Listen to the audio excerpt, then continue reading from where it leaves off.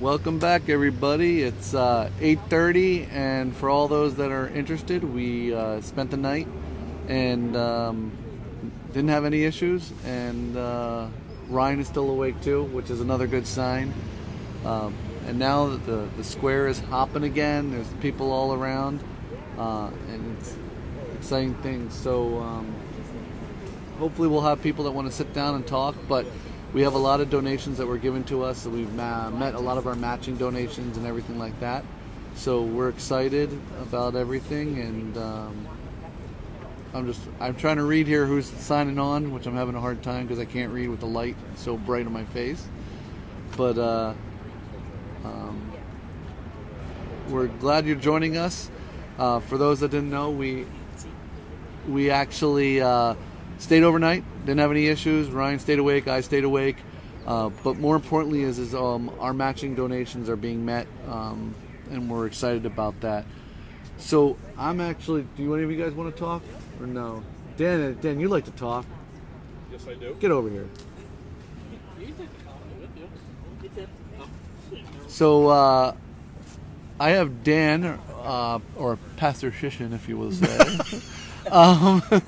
Who actually he works for Keystone Mission, but he also is a pastor for Church on the Square, which is actually directly behind this sign. If you could read through a sign, you see it right there. That's where we're at. And Dan, tell us a little bit about what it's like to be a pastor for the homeless, because I don't think a lot of people recognize that that's actually what you do and what it's about. It's a very challenging position. It's kind of where God led me to. I never would have thought, say, 5-10 years ago, that I'd be doing what I'm doing down here in the city of Wilkes-Barre. But just things happen in your life, and people are put in your path, and you meet people, and all of a sudden you end up down in the center of Wilkes-Barre, pastoring a church, which has actually been a godsend. And my ministry with the homeless began with the Keystone Mission about 7 or 8 years ago, where I met Kathy at a coffee house and got involved with volunteering, and then got on staff.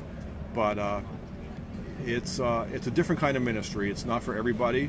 You take on a lot of the pain and a lot of the anguish and the problems and the issues that the folks are going through on the streets here up on yourself, and you carry that home with you. It's not easy.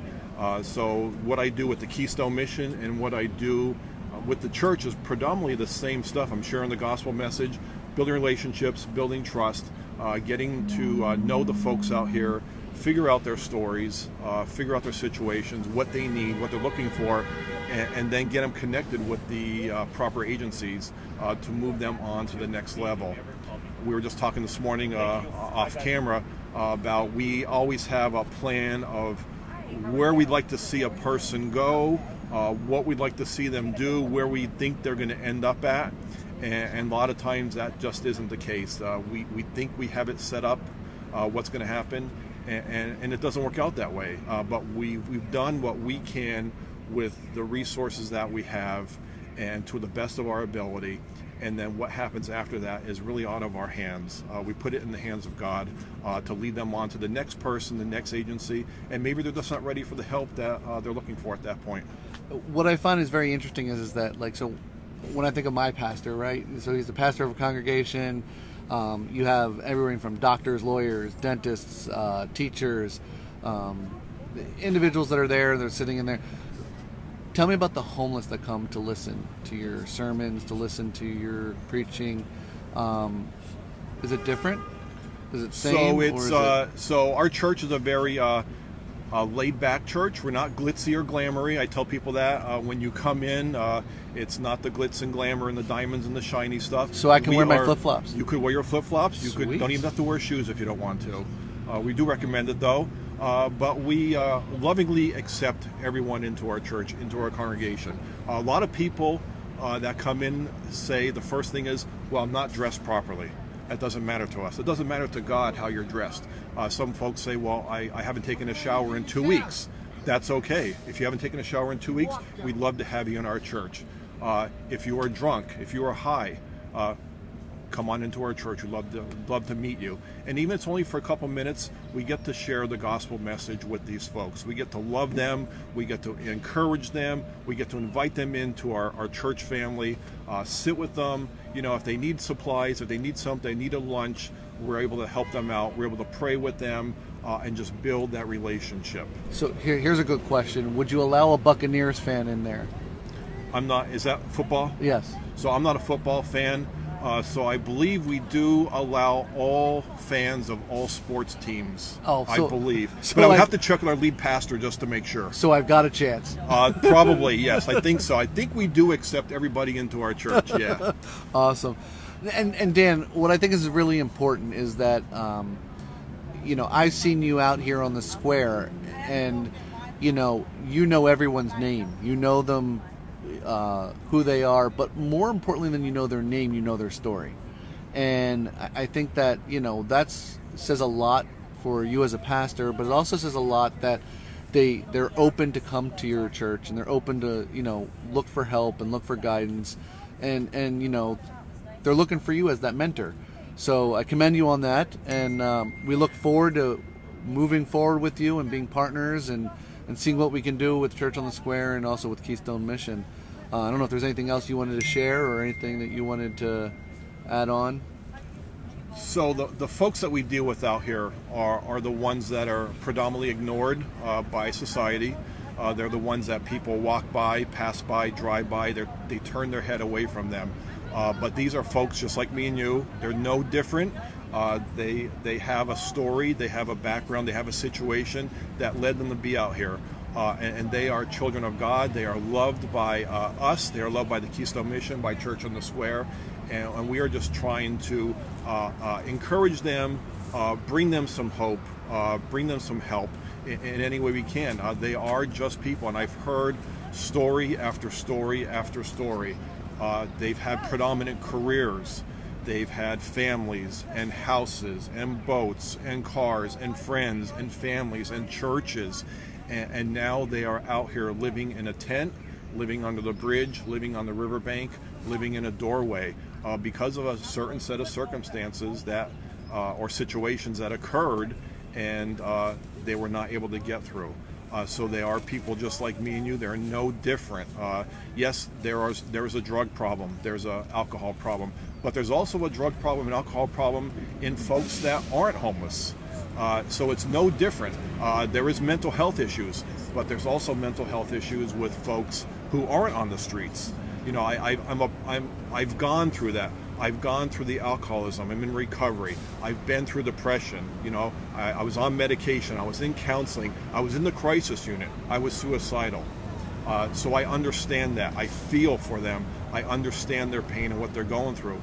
And they are people. They are people that are loved by us, and we need to, as decent human beings, we need to do all that we can with what we have to help them get to the next level, because they're important. And it's more like that empathy. You have that empathy. You may not walk in their shoes, but you understand what they're going through and the roller coaster ride that they're riding on. Yes. Interesting enough is one of the things we've been pointing out throughout this whole day and the whole night was about, you talk about the homeless person that, we kind of walk away from, we kind of are afraid of, they look a little different, but they could be your mom, your dad, your uncle, your aunt, your brother, your sister. It doesn't really discriminate, homelessness. No. It's, we talk about, not discriminating and that kind of stuff. Homeless doesn't do that. It could be anybody. It doesn't matter if you're the most wealthiest person or you're the most poorest person. But what makes people not homeless is that relationship. Yes. And building those relationships, and what I love is what you guys do is you share the gospel, and the number one relationship is Jesus Christ. Exactly. And when they make that connection, the sky's the limit to get them where they need to go. The doors open up for them. They see the hope, they see the light, they feel the love, they feel a part of, and then we could develop that and continue on that path with them to bring them up to bigger and better things. No, it's awesome. I appreciate you stopping down here. You do good work. Uh-oh. Is that your partner in crime over there? Oh boy, here he comes. There's your partner in crime. Partner in crime with a goatee. What are you up to? Don't open the church soon. Nice. We were just talking about Church on the Square right now. Yeah. Good stuff. Yeah, I'm gonna go open and give the Bibles out and stuff. Awesome. Yeah. Do Was you? here all night? Yeah. Was Bill here yesterday? The beard from the mission? Yeah. Yes. Yeah, I saw him talking here. It was too late. I was gonna come over, but it was. Yeah. I'd get the bus. Oh, he was the first one on at 3 o'clock, right? Oh yeah. He was yeah, the first yeah. guest. He was the I saw very him first one. about. Yeah, Billy. I'm not used to him calling him Bill. I'm used to calling him Billy. Billy, yeah. That's why I was like, Bill. Wait, what? We had a Billy, but not a Bill. I had to go over to the dentist yesterday. Stuck 2 needles right up in this. 2 years ago when he broke it, the pea stuck in it. And it started growing out again. Oh. Well, at least you're doing better now, so that's what's important. Yeah.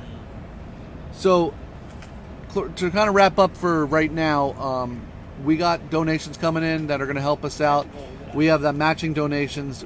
We're asking people if they could just encourage themselves to be a monthly pledge or be a donor for us and get us in the right direction so that we can start helping the lives that, sorry for that feedback, for that Dan was talking about, all the stuff that we can do. So I ask that, think about that, and we match our sponsors that we have. So we appreciate everybody that's on here, and we're going to come back in a little bit when we have someone else to interview, and we'll talk about what's going on there. So we look forward to hearing from you guys. Come on down and meet me at the Square.